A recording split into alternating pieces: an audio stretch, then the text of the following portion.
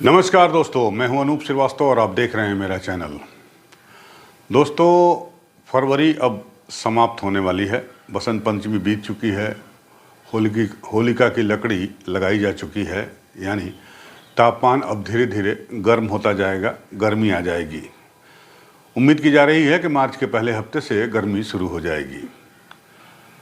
साथ ही साथ सियासी पारा भी अब धीरे धीरे बढ़ता जा रहा है। उत्तर प्रदेश की अगर बात करें तो, या देश की बात करें तो, क्योंकि मार्च के पहले या दूसरे हफ्ते में लोकसभा चुनाव के लिए चुनाव आयोग आचार संहिता भी लगा सकता है। कभी भी इसका अनाउंसमेंट हो सकता है। उम्मीद की जा रही है कि 13 मार्च के बाद कभी भी आचार संहिता लागू हो सकती है। और इसी के साथ उत्तर प्रदेश में सियासी पारा भी बढ़ता जा रहा है। सियासी पारे में थोड़ा सा तपिश और बढ़ गई जब गठबंधन INDIA गठबंधन में समाजवादी पार्टी और कांग्रेस दोनों एक साथ आ गए।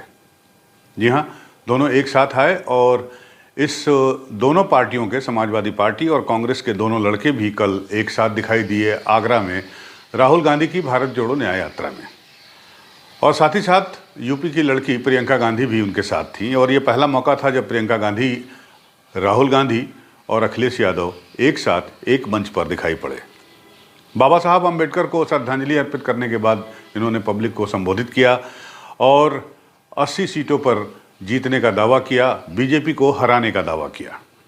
यानी इंडिया गठबंधन की राह जो है वो अब थोड़ी बहुत सुगम होती दिखाई दे रही है उत्तर प्रदेश में। साथ ही साथ इस लोकसभा चुनाव में ये जो लड़ाई है इंडिया गठबंधन और NDA गठबंधन के बीच में, वो थोड़ी सी अब दिलचस्प होती हुई भी नज़र आ रही है।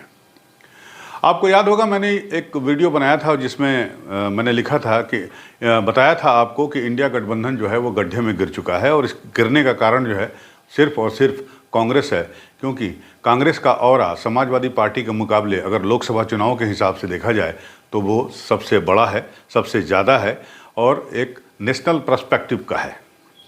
लेकिन कांग्रेस उस लिहाज से काम नहीं कर रही है जिससे गठबंधन की गाड़ी जो है वो आगे बढ़े और पटरी पर चले।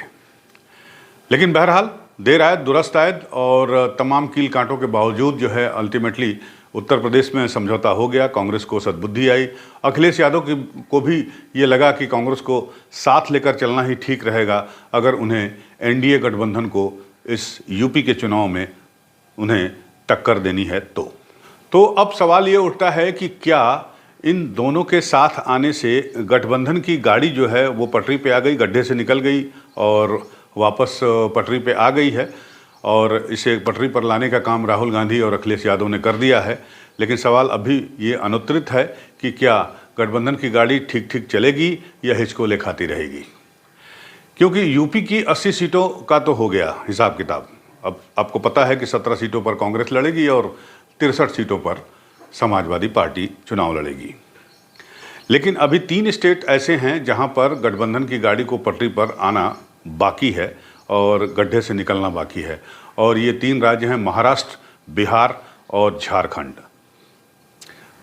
अगर ये 3 राज्यों में भी गठबंधन हो जाता है, आपस में समन्वय हो जाता है, तो ये चुनाव निश्चित रूप से दिलचस्प होने जा रहा है। खासकर बिहार और महाराष्ट्र की, जहां पर तमाम यूट्यूबर्स और तमाम जो एनालिटिकल हैं और चुनावी जोड़ तोड़ का हिसाब किताब करने वाले लोग ये कह रहे हैं कि अगर गठबंधन वहाँ मुकाबला करता है NDA का, तो निश्चित रूप से NDA को दिक्कतों का सामना करना पड़ सकता है। महाराष्ट्र में जहाँ उद्धव ठाकरे के पक्ष में लहर है और बिहार में जहाँ पर तेजस्वी यादव के पक्ष में लहर है। तो अगर इन तीनों स्टेट में, और खासकर झारखंड की भी बात मैं करूँगा जहाँ पर हेमंत सोरेन जो मुख्यमंत्री हैं झारखंड के, झारखंड मुक्ति मोर्चा के, वो जेल में हैं। तो अगर इन 3 राज्यों में, उत्तर प्रदेश के बाद अगर इन 3 राज्यों में भी इनका गठबंधन सही पटरी पे आ जाता है, गड्ढे से निकलकर सड़क पर खड़ा हो जाता है, तो निश्चित रूप से ये पूरा का पूरा चुनाव जो है वो दिलचस्प हो जाएगा। अब आते हैं उत्तर प्रदेश पर। उत्तर प्रदेश में आते हैं तो उत्तर प्रदेश में इंडिया गठबंधन ने संकेत तो दे दिए हैं कि मिलकर चुनाव लड़ेंगे। संकेत क्या, मतलब ये तो क्लियर हो गया है कि अब चुनाव लड़ने जा रहे हैं। लेकिन सवाल दूसरा ये है कि क्या इंडिया गठबंधन NDA गठबंधन को उत्तर प्रदेश में अब ऐसी हैसियत पे है कि वो उससे 15, 20, 25, 30 सीटें छीन सके। आपको बता दूं कि जो 17 सीटें कांग्रेस को मिली हैं, उस 17 सीटों में 16 सीटें जो हैं 17 सीटों में माफ़ कीजिएगा 14 सीटें ऐसी हैं जो पिछली बार बीजेपी ने जीती थी, 2 बीएसपी ने जीती थी और 1 कांग्रेस ने जीती थी, रायबरेली की सीट सोनिया गांधी, जिसे वो अब छोड़ चुकी हैं। इस चुनाव में वो रायबरेली से चुनाव नहीं लड़ेंगी। 6 सीटें वेस्टर्न यूपी में हैं, 5 सीटें पूर्वांचल में है, 1 बुंदेलखंड में है, बाकी कानपुर और बाराबंकी में है, आपको पता है।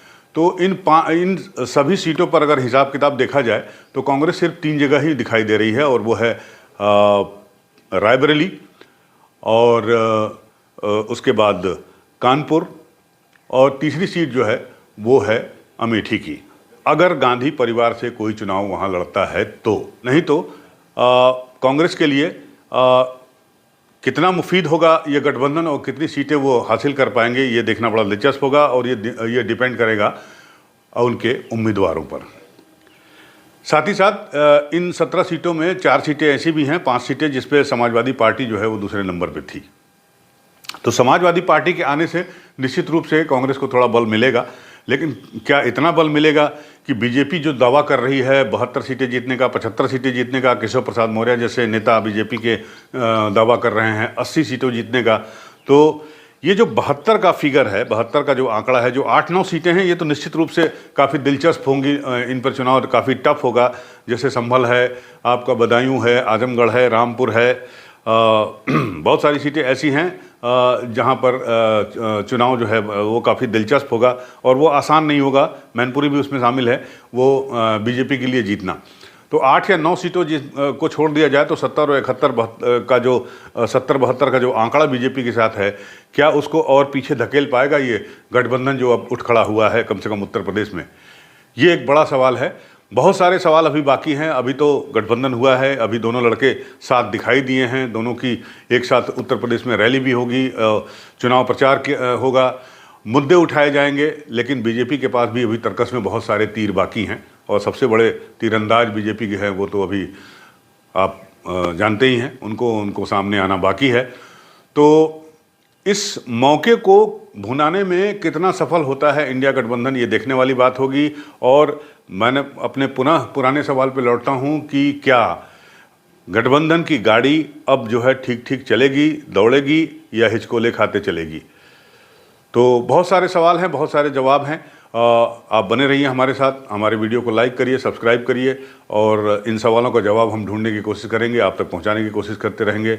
नमस्कार।